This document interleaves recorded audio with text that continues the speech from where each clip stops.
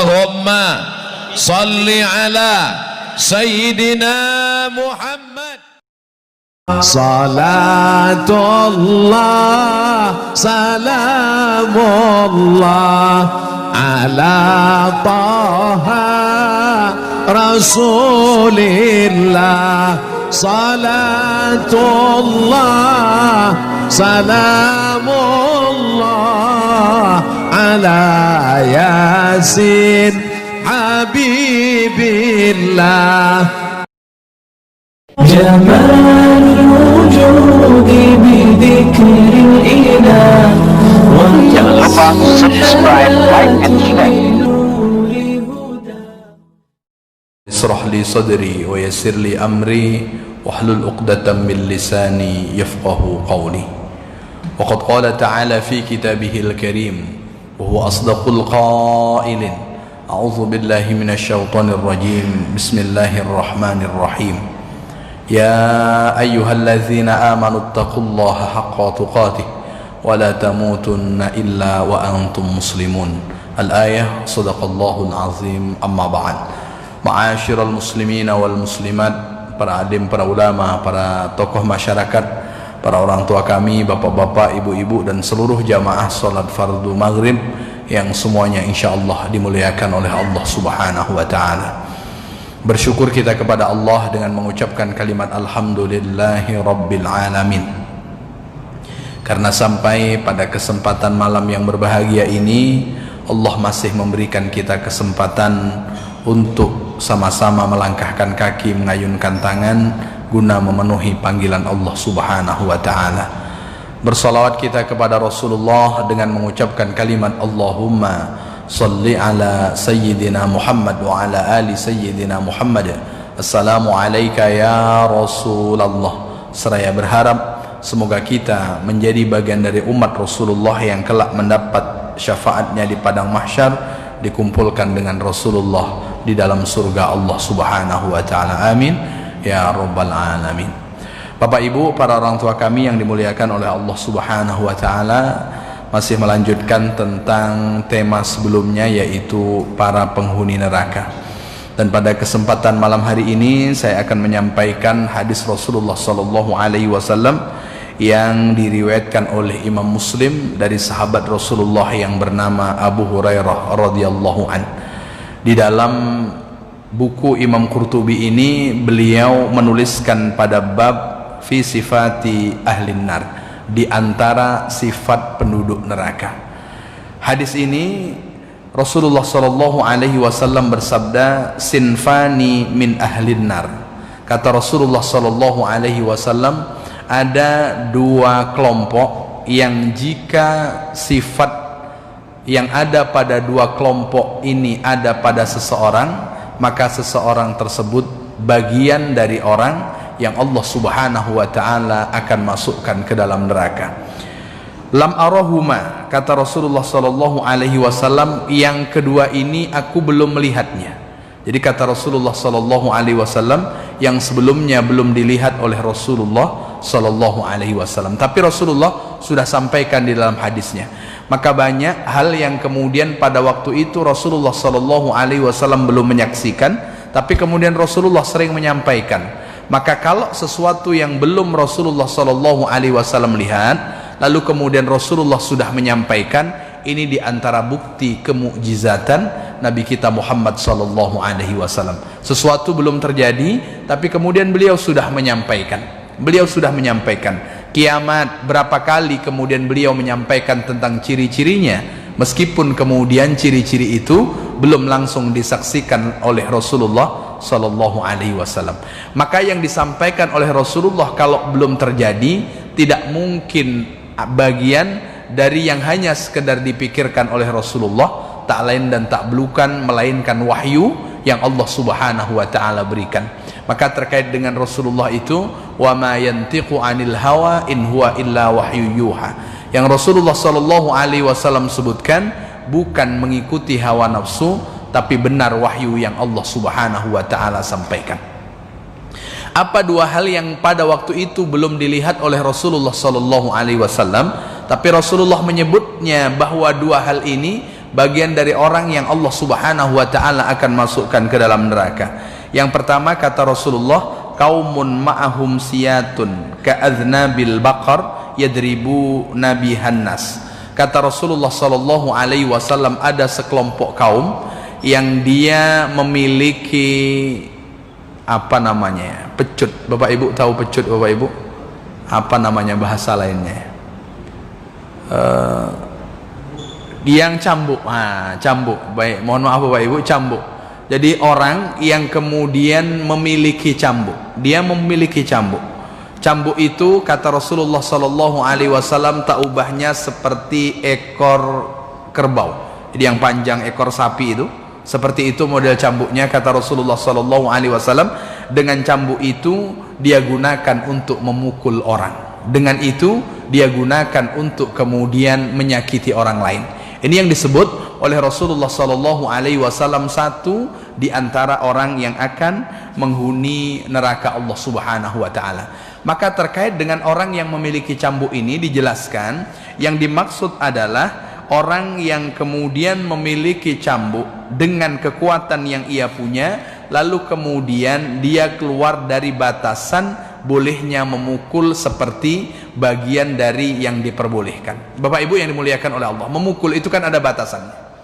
Memukul dengan menggunakan cambuk itu ada batasan. Siapa orang yang dipukul umpamanya, lalu kemudian bagaimana cara memukulnya, bukan karena barang yang kemudian kita pegang, tapi ada batasan-batasan untuk kemudian bagaimana kita menggunakan. Maka orang yang keluar dari batasan-batasan itu bagian dari orang yang diingatkan oleh Rasulullah sallallahu alaihi wasallam, satu di antara penghuni neraka Allah Subhanahu wa taala. Maka di bab hisab sebelumnya sudah saya sampaikan bahwa ketika orang-orang sudah akan Allah Subhanahu wa taala berikan balasan dari amal kebaikannya. Ketika para sahabat bertanya kepada Rasulullah, manil muflis, wahai para sahabatku, menurut kalian siapa orang yang bangkrut itu? Para sahabat menjawab, orang yang bangkrut itu wahai Rasulullah, man laisa lahu mata'un wala dirhamun, orang yang tidak punya harta benda, orang yang tidak punya uang, itu orang yang bangkrut. Kata para sahabat ketika ditanya oleh Rasulullah sallallahu alaihi wasallam. Tapi Rasulullah ketika menjelaskan tentang siapa orang yang bangkrut, ternyata Rasulullah bukan menyebutkan orang yang tak punya uang, bukan orang yang tak punya harta yang sebelumnya banyak uangnya, yang sebelumnya banyak harta bendanya, tapi siapa orang yang bangkrut itu? Kata Rasulullah, orang ya'ti yaumal qiyamah, yang pada hari kiamat nanti dia datang, bizakatin, dia bawa pahala zakatnya, wasolatin, dia bawa pahala solatnya, wasyamin, dia bawa pahala puasanya, untuk mendapatkan balasan dari Allah Subhanahu wa taala. Tapi bersamaan dengan itu malaikat menyampaikan, wa ya'ti qad daraba haza, wahai Tuhanku, bahwa amal kebaikannya memang banyak, dia ada pahala solatnya, dia ada pahala puasanya, dia ada pahala zakatnya, tapi ketika hidup di dunia dia telah memukul orang lain. Dia mukul orang lain tanpa kemudian dia selesaikan untuk kemudian meminta maaf terkait dengan orang yang dia pukul. Maka oleh karena itu Bapak Ibu yang dimuliakan oleh Allah Subhanahu wa taala, barangkali ini juga masuk dalam kebijakan. Seandainya orang memberikan putusan hukum, lalu kemudian putusan hukum itu melampaui batas dari apa yang kemudian dilakukan dari tindak kriminal oleh seseorang, maka orang yang kemudian memberikan putusan hukum ini jika melanggar batasan dari apa yang harusnya diterima oleh orang yang menerimanya, maka perbuatan ini bisa mengantarkan yang bersangkutan menjadi hal yang menyebabkan bersangkutan berat untuk masuk ke dalam surga Allah Subhanahu wa taala, dalam makna dia akan menjadi orang yang Allah Subhanahu wa taala akan masukkan ke dalam neraka. Cuman Rasulullah sallallahu alaihi wasallam belum pernah melihat ini. Nanti kalau kemudian kita ketemu satu zaman, satu waktu di mana orang sudah menggunakan pecut, di mana orang itu kemudian menggunakan pecut yang kita sebutkan tadi, lalu kemudian digunakan untuk memukul orang dengan tanpa sebab. Kalau memukul untuk litakdib, untuk kemudian memberikan pelajaran, itu tidak masalah. Tapi kalau kemudian memukul untuk melukai, memukul untuk kemudian menyakiti orang lain, itu yang kemudian tidak diperbolehkan.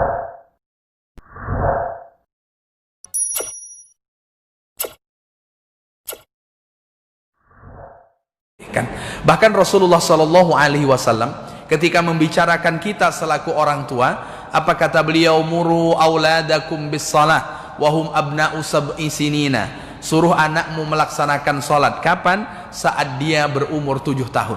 Jadi kalau sudah 7 tahun itu, maka rajinlah kita untuk menyuruh sholat anak kita. Maka sering sampaikan kepada anak kita, kalau sudah masuk usia 7 tahun, suruh melaksanakan sholat. Kalau ketemu dia belum sholat, tanyakan, sudah sholat atau belum. Kalau kemudian dia masih tidur, bangunkan untuk kemudian melaksanakan sholat. Kapan? Saat usianya 7 tahun. Lalu kemudian wadribuhum, beri sanksi. Dalam teks sanksi ini adalah memukulnya. Kapan kemudian anak ini dipukul? Ketika dia tidak melaksanakan sholat. Wahum abna'u asri sinina, saat anak itu berumur 10 tahun. Maka memukul anak saat berusia umur 10 tahun, berusia 10 tahun, apa penyebabnya? Karena dia tidak melaksanakan sholat. Tapi memukulnya bukan untuk menyakiti, tapi litakdib, sebagai bagian dari memberikan pelajaran tentang pentingnya untuk kemudian melaksanakan apa yang Allah Subhanahu wa Ta'ala wajibkan. Apa yang Allah Subhanahu wa Ta'ala wajibkan kemudian, meskipun sebagian yang 10 tahun itu belum masuk di usia balik. Tapi kalau seandainya usia 10 tahun itu sudah masuk usia balik, maka kemudian sudah menjadi bagian dari catatan amal di dalam buku kesehariannya. Ini Bapak Ibu yang dimuliakan oleh Allah Subhanahu wa Ta'ala. Yang kedua, kata Rasulullah Sallallahu Alaihi Wasallam, orang yang nanti akan Allah masukkan ke dalam neraka, kata beliau, wanisaun, dan para perempuan kasiat yang mengenakan pakaian arian, tapi kemudian dia telanjang. Kata Rasulullah Shallallahu Alaihi Wasallam, dia mengenakan pakaian tapi kemudian dia telanjang. Apa yang dimaksud perempuan yang mengenakan pakaian tapi kemudian telanjang? Ini ada beberapa penjelasan. Satu di antaranya, perempuan yang mengenakan pakaian tapi telanjang itu annahunna kasiyat minathiyab ariyat minaddin. Dia memang betul mengenakan pakaian, tapi dia tak punya pakaian agama. Artinya apa? Dia betul menutup auratnya, tapi kemudian agama yang seharusnya menjadi bagian dari hal yang penting di dalam kehidupannya, dia tidak dimilikinya. Maka kalau orang kemudian tidak tahu tentang agama, maka dia akan mudah membuka auratnya, lalu kemudian dia memamerkan kecantikan, kemolekan tubuhnya. Ini yang dimaksud. Jadi orang mengenakan pakaian tapi kemudian telanjang. Bukan telanjang tapi tak ada sehelai benang pun yang menempel di badan. Tapi kemudian satu di antara penjelasan perempuan yang berpakaian tapi telanjang, dia mengenakan pakaian tapi dengan pakaiannya dia tidak tahu tentang agama, sehingga dia mudah membuka auratnya, sehingga dia mudah untuk memperlihatkan, memamerkan kemolekan dan kecantikan tubuhnya. Ini yang disebutkan oleh Rasulullah Sallallahu Alaihi Wasallam. Dahulu tak dilihat oleh Rasulullah Sallallahu Alaihi Wasallam. Kira-kira Bapak Ibu yang dimuliakan oleh Allah, sekarang kita lihat atau tidak yang bagian nomor 2 ini? Nah, kalau ibu-ibu tak melihat, bapak-bapak melihat atau tidak? Itu dia. Nah, kalau ibu-ibu tak melihat, barangkali bapak-bapak kemudian yang melihat. Maka kenapa dia tidak menutup auratnya? Karena kemudian kosong dari dirinya agama. Kalaulah seandainya dia tahu tentang agama, maka kemudian pasti dia akan menutup auratnya.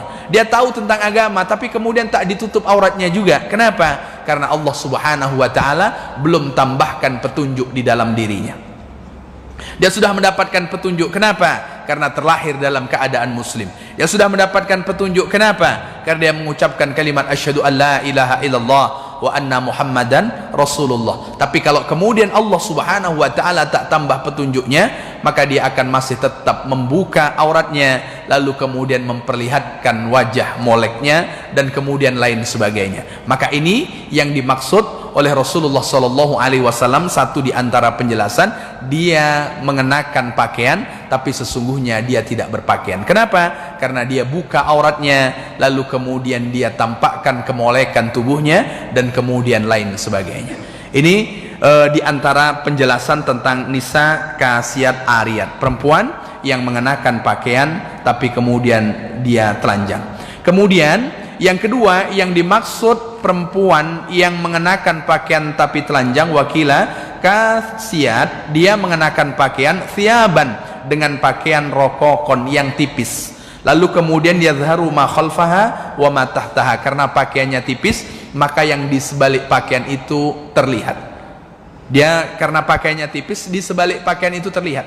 Ini yang disebutkan oleh Rasulullah Shallallahu Alaihi Wasallam. Dia berpakaian, tapi kemudian karena pakaiannya tipis, maka di sebaliknya itu terlihat. Bapak Ibu yang dimuliakan oleh Allah Subhanahu Wa Taala. Ini kata Rasulullah ketika menyebutkan di awal tadi, lam arahuma. Sebelumnya aku tak pernah melihat orang yang seperti ini. Tapi kemudian Rasulullah Shallallahu Alaihi Wasallam sudah sampaikan. Kapan Rasulullah menyampaikan kepada kita? 14 abad yang lalu. Kalau 14 abad yang lalu ini belum menjadi pemandangan yang bisa dan mudah dilihat oleh orang, tapi kemudian sekarang mudah dilihat oleh orang. Betul dia mengenakan pakaian, tapi pakaiannya tipis. Betul dia mengenakan pakaian, tapi kemudian bagian yang di dalam pakaian itu secara tidak langsung terlihat dari luar. Maka oleh karena itu, ini diantara yang dimaksud, yang diingatkan oleh Rasulullah Sallallahu Alaihi Wasallam tentang orang yang menjadi penghuni neraka yang beliau sebutkan pada bagian yang kedua. Jangan lupa subscribe, like, and share. Salatullah, salamullah ala taha rasulillah. Salatullah, salamullah ala yasin habibi.